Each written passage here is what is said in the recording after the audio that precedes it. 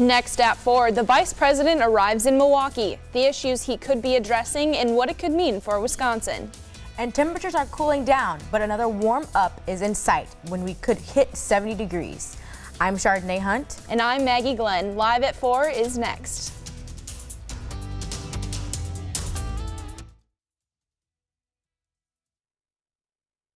Right now, from Milwaukee, this is today's TMJ4, live at 4.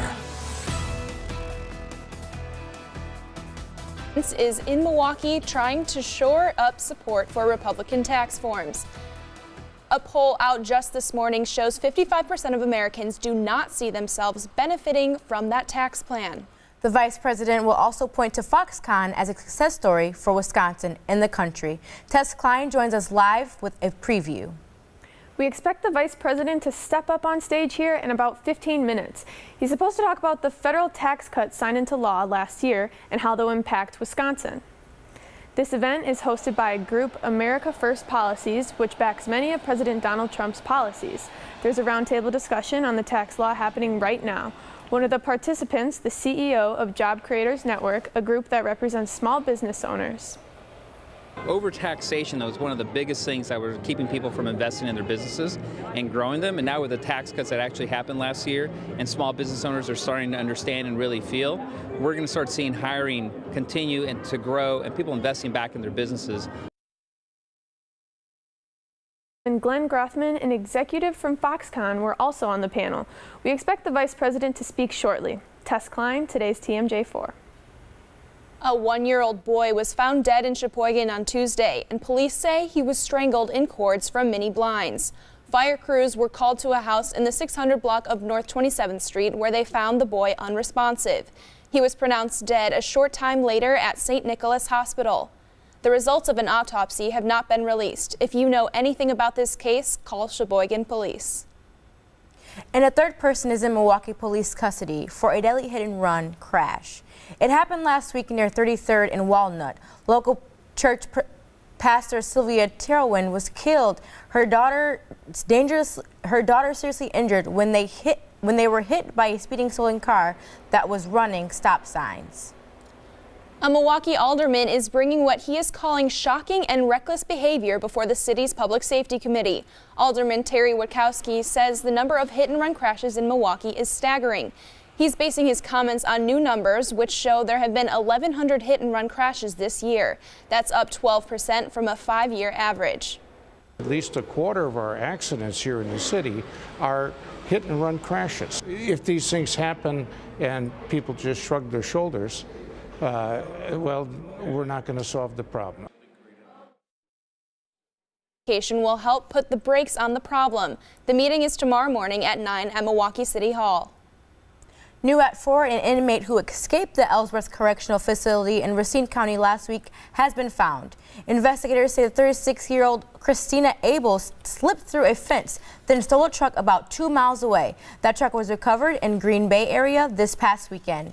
We don't yet know details of how or where she was located. Marquette students upset after a post on social media.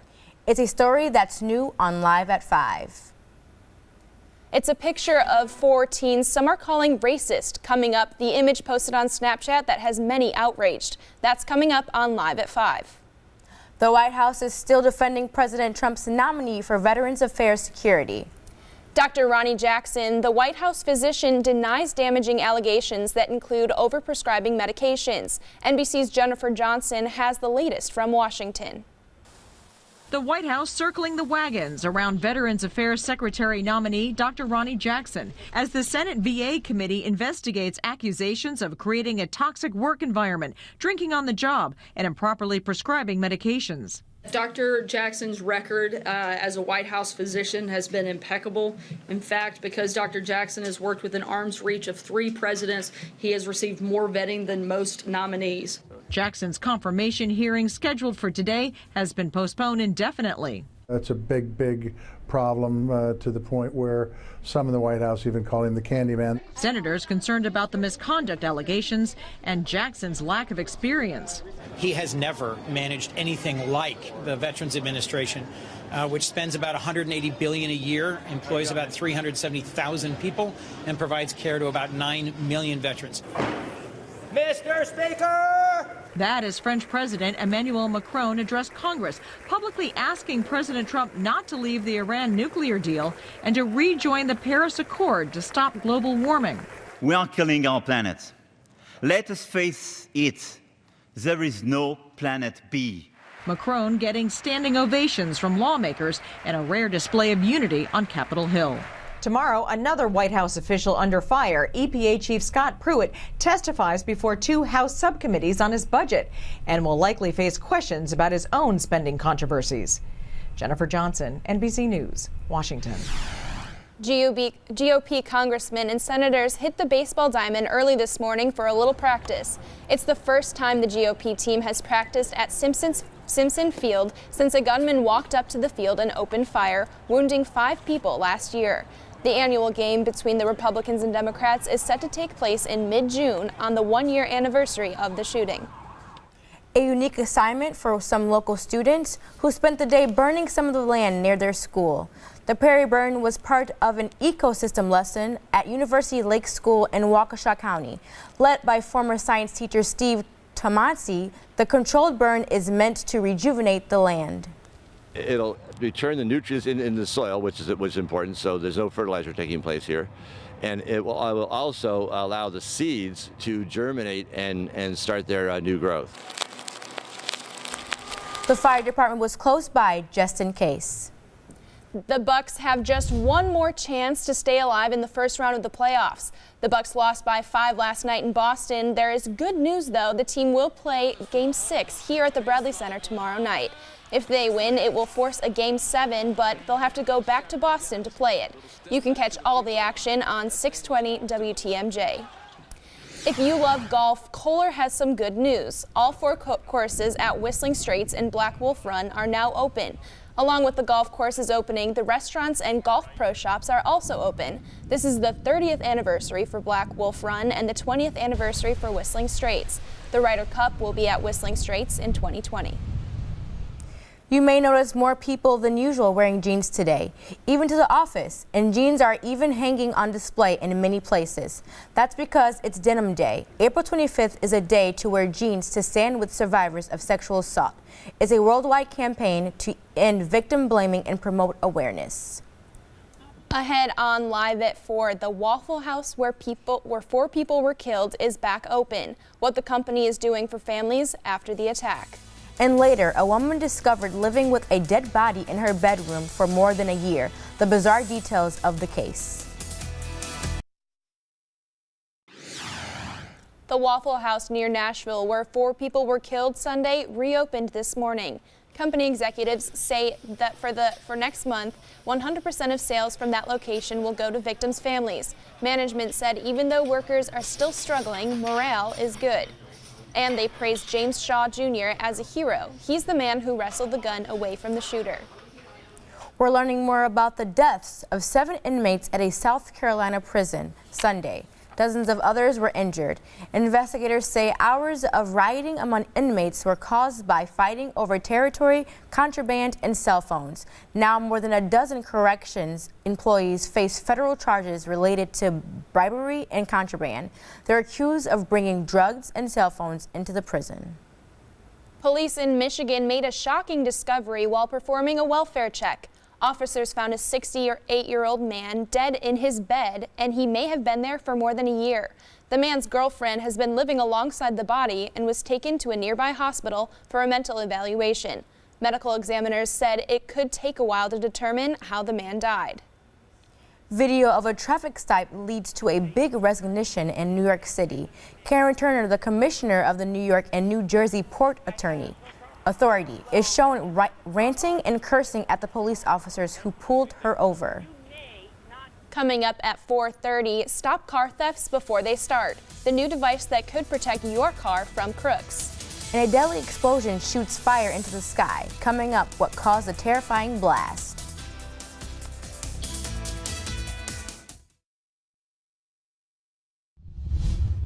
Milwaukee Bucks forward Jabari Parker has been nominated for an NBA Community Assist Award.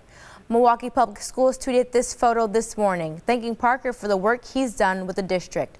If you'd like to vote for Parker, tweet using the hashtags Jabari Parker and NBA Community Assist. A first-time ever claim will almost always get the attention of PolitiFact Wisconsin. The Truther-meter checks a claim by the Democrat running for Paul Ryan's soon-to-be vacant House seat.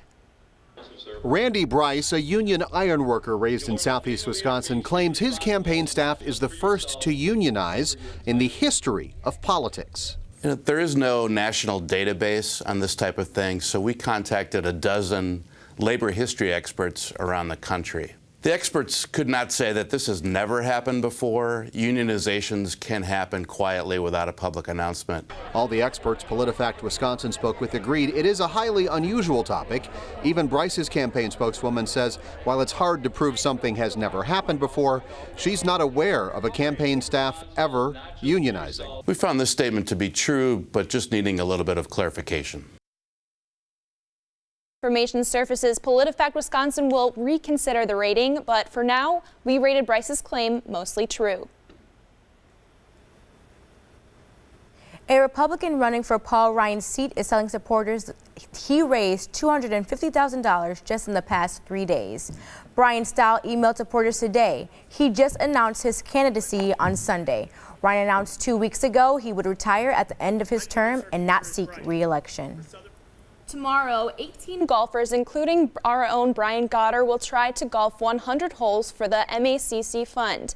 The feat will be attempted during the Ringer event at the Bog in Saukville. The Ringer is symbolic of a child fighting cancer. More than $115,000 has already been raised. Next in sports, Tess Klein has the thoughts of Joe Prunty on the no-call, bad call that went against the Bucks last night. Here's what's on today's TMJ for tonight. The Now is at 6:30. The Blacklist is at 7. Law and Order SVU is at 8. Chicago PD is at 9. Then more local news on Live at 10.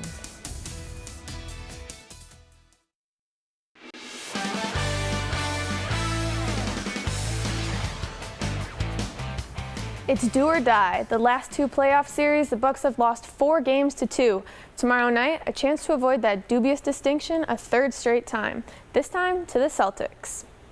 I'm still trying to figure out how not 1, not 2, but 3 referees didn't see the light come on or didn't hear the shot clock buzzer when the ball's still in Al Horford's hand. With 1:16 left, that certainly altered the complexion of the game as Boston hung on to the lead. And today at Bucks practice, head coach Joe Prunty was thinking along the same lines. That is a huge stop to get in Game 5 of a playoff series where both teams are putting everything on the line. That's a tough time to have a missed call. I mean, I know for me, I had a great view of it. So what I thought was a shot clock violation was not called. So is there a level of frustration? Yes, but Game 4, I can't remember what the call was. Chris, they said, oh, okay, we missed this call in Game 4. Okay, we missed this call in Game 1. There's been multiple calls, and we go back to the 2-minute report. Look, if I'm worried about anything, I'm just looking at numbers here, like the analytic stuff. We've been called for 30 more fouls, and they've shot 30 more free throws. Okay, if, like, at the point of the game, that's what I want to get right. Rousey next year, but they don't want to force scorer Marcus Howard to play the point all the time. Enter Fordham graduate Joseph Chartney. Joseph and Marcus will complement each other really well. You know, Joseph's a guy who, you know, through the course of his Fordham career, has done a few things at a really high level. One, from an assist standpoint, he's been a guy who's really distributed the ball. And he's been a guy who's really been a pest on defense. And I think those two areas are areas that we can improve on. Transplant patients at Froedtert Hospital. The Packers receiver insists it's just something he and the others should do. I wouldn't say it's admirable. You know, I always talk about us as humans. So we have the job to pay our respects to other people and be able to help out when we can. And you know, doing something as small as a visit, being able to put a smile on kids' faces and even adults, and be able to be with them in a rough time, I really hold that near and dear to my heart. Eric Thames goes on a 10-day disabled list with a UCL tear in his left thumb. Right-handed pitcher Brandon Woodruff back up with the big club.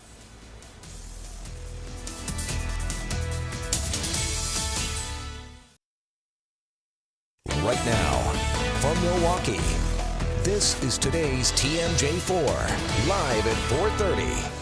Now at 4:30, a vicious shooting at a busy store has turned deadly. A police officer died this morning. 2 others are still fighting for life. It happened at a Home Depot in Dallas yesterday. NBC's Jay Gray has the latest. Get to the back of Home Depot. We got 2 officers down. 2 police officers and a security guard gunned down during an attack at a Dallas Home Depot. We started hearing people like, there's a shooting, they're shooting. We started hearing 4 shots. We learned this morning. This is going to be a trying time for us. One of the Dallas officers did not survive. We come before you this morning with broken hearts, and we regret to inform you that Officer Rogelio Santander, badge 10934, has succumbed to his injuries. After surgery, the 2 other victims remain in the hospital. They are still in critical condition, but we are optimistic about what we're seeing with them right now. As officers kept vigil outside the hospital overnight, investigators tracked down the suspect after a high-speed chase. Looks like they're coming to a dead end.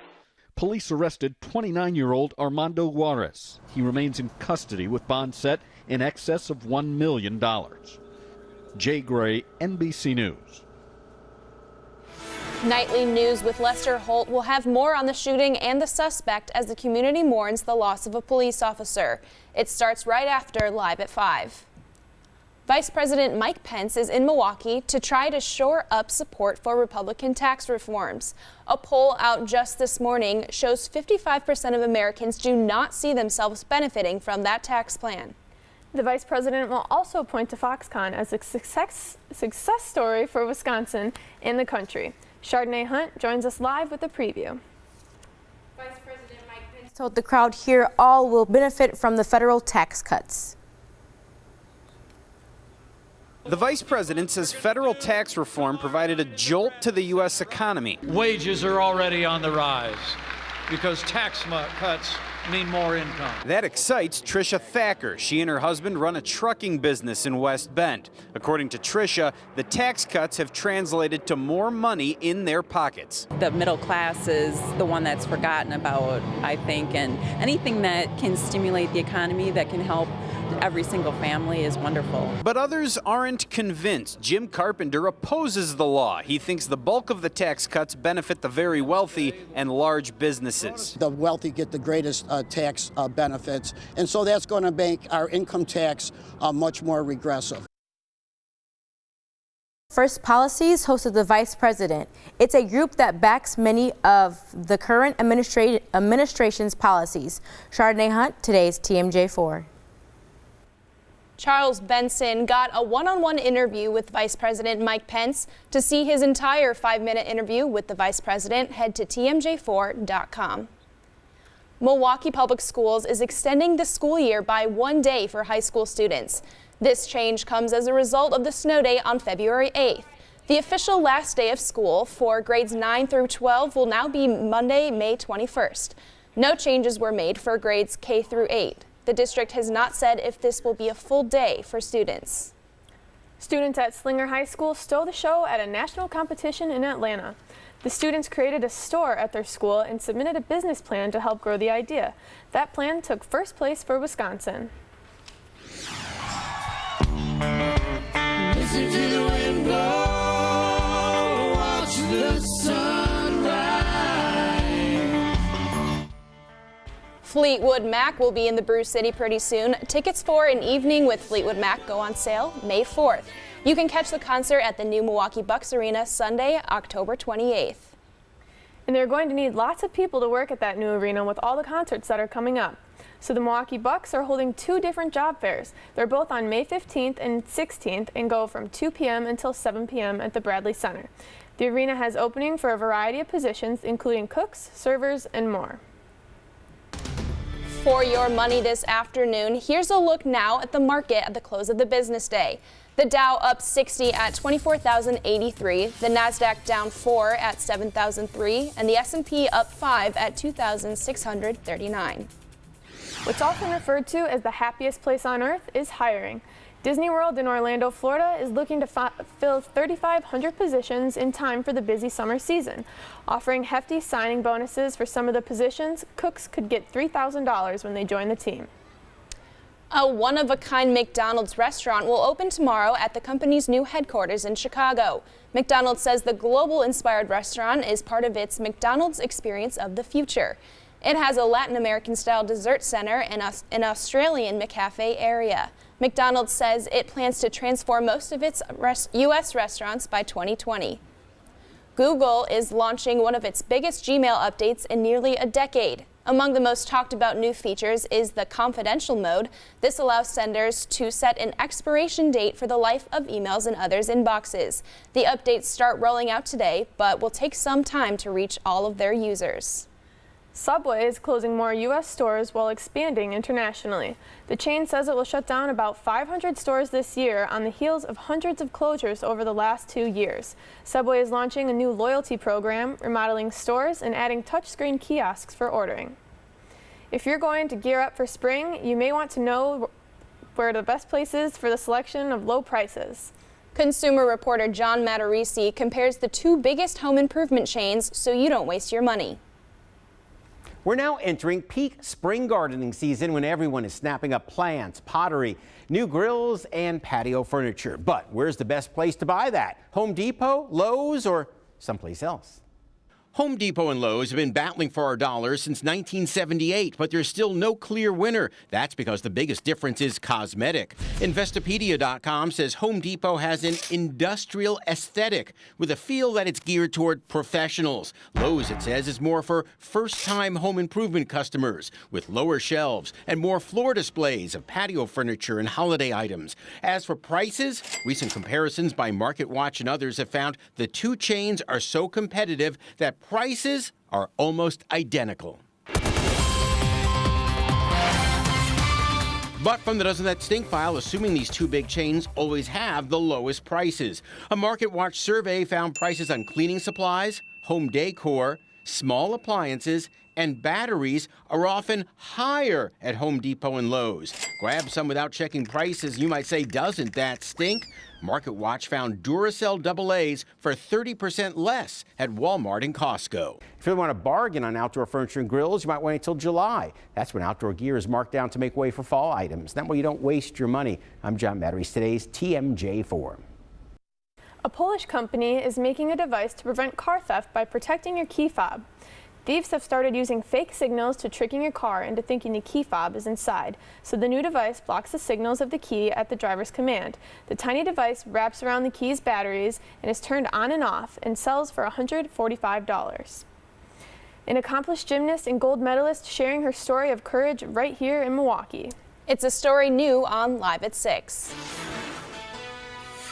She inspired other survivors when she confronted her abuser in court. Tonight, she shares why she felt she needed to stand up and speak out, and how it's changed her life and the lives of others. That's coming up on Live at 6. The Commission on College Basketball announced several recommendations today calling for wide reforms in several areas impacting the sport. It's been a rough few years for the NCAA, including an FBI investigation into corruption. Today's recommendations include the end to the one-and-done rule, along with more NCAA oversight and penalties.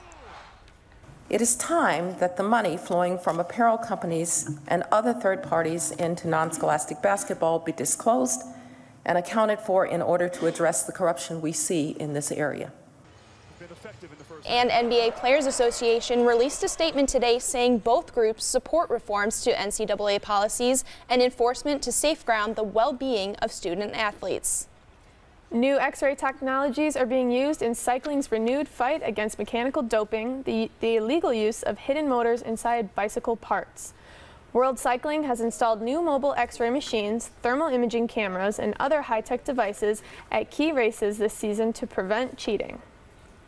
Ahead on Live at 4, a new drug to fight lung cancer, what that means for patients. And later, breathalyzers at prom. Who is in favor of an idea might surprise you next.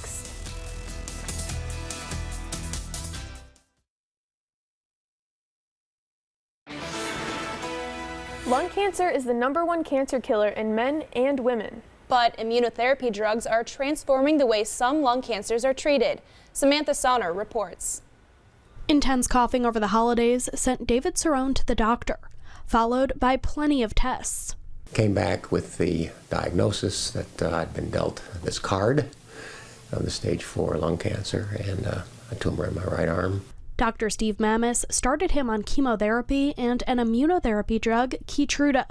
A new study finds this drug combination cut the risk of dying in the first year of treatment almost in half for patients with advanced lung cancer. I think really speaks to the fact that this is really a game changer, that these immunotherapy drugs are really changing in a fundamental way what the standards of care will be for different kinds of cancer. Immunotherapy works by helping your body's immune system attack the cancer. When cancers are growing in an individual, that cancer is largely invisible to your immune system. Somehow it's gotten around the immune system. And if you will, you can almost think that the tumor is producing camouflage. That camouflage is removed by the use of Keytruda or immunotherapy. Dr. Mammis says that leads to less severe side effects, helping patients like David Cerrone keep up their daily routine. The idea of your body fighting it rather than chemicals fighting this thing, but your own immune system fighting, I think, is extraordinarily positive and much less toxic, of course. Cerrone is still in treatment and doesn't know his results yet, but he feels better. Again, knock on wood. And he's hopeful for the future. I'm happy for the younger people coming up, and if they're onto something that's important, as this seems to be, well, this is wonderful for our whole society, don't you think? An e-cigarette company says it's investing millions to put an end to its popularity with the underage crowd. Juul Labs has announced a $30 million research investment in youth tobacco use. The company is also asking social media platforms to remove images and content encouraging kids to use its vaping devices. One Juul pod contains as much nicotine as a full pack of cigarettes. Dresses, tuxedos, limos, corsages, and breathalyzers? Students at a Missouri high school will have to take a breathalyzer test before they're allowed inside their prom. The principal says both the administration and student council were in favor of this, but an attorney says the breathalyzer may violate students' rights against unreasonable searches and seizures. Ahead on Live at 4, a dog falls on a woman. The video you have to see when we get back.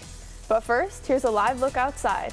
Meteorologist Jesse Ricca is back with the latest on our forecast next.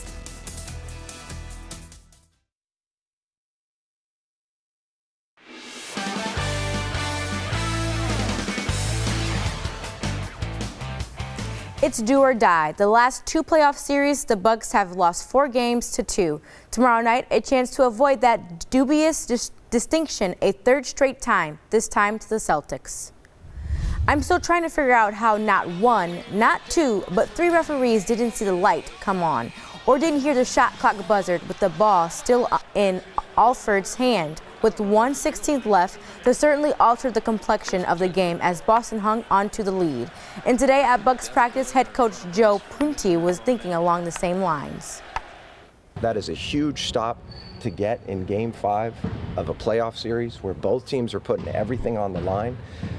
That's a tough time to have a missed call. I mean, I know for me, I had a great view of it. So what I thought was a shot clock violation was not called. So is there a level of frustration? Yes, but Game 4, I can't remember what the call was. Chris, they said, oh, okay, we missed this call in Game 4. Okay, we missed this call in Game 1. There's been multiple calls, and we go back to the 2-minute report. Look, if I'm worried about anything, I'm just looking at numbers here, like the analytics stuff. We've been called for 30 more fouls, and they've shot 30 more free throws. Okay, if like at the point of the game, that's what I want to get right. As for Marquette, they'll miss Andrew Rousey next year, but they don't want to force scorer Marcus Howard to play in the point all the time. Enter forward graduate transfer Joseph Connery. Joseph and Marcus will complement each other really well. Joseph's a guy who, through the course of his Fordham career, has done a few things at a really high level. One, from an assist standpoint, he's been a guy who's really distributed the ball. And he's been a guy who's really been a pest on defense. And I think those two areas are areas that we can improve on. Randall Cobb spent the afternoon greeting transplant patients at Froedtert Hospital. The Packers receiver insists it's just something he and others should do. I wouldn't say it's admirable. I always talk about us as humans, so we have the job to pay our respects to other people and be able to help out when we can. And doing something as small as a visit, being able to put a smile on kids' faces and even adults, and be able to be with them in a rough time, I really hold that near and dear to my heart. Eric Thames go on the 10-day disabled list with a UCL tear in his left thumb. Right-handed pitcher Brandon Woodruff back up with the big club.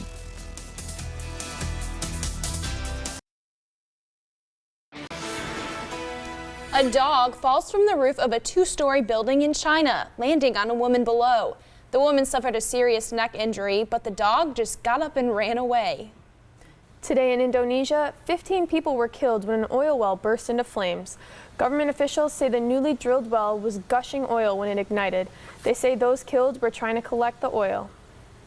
Police in New York City are searching for the owner of a dog who attacked a woman on a subway.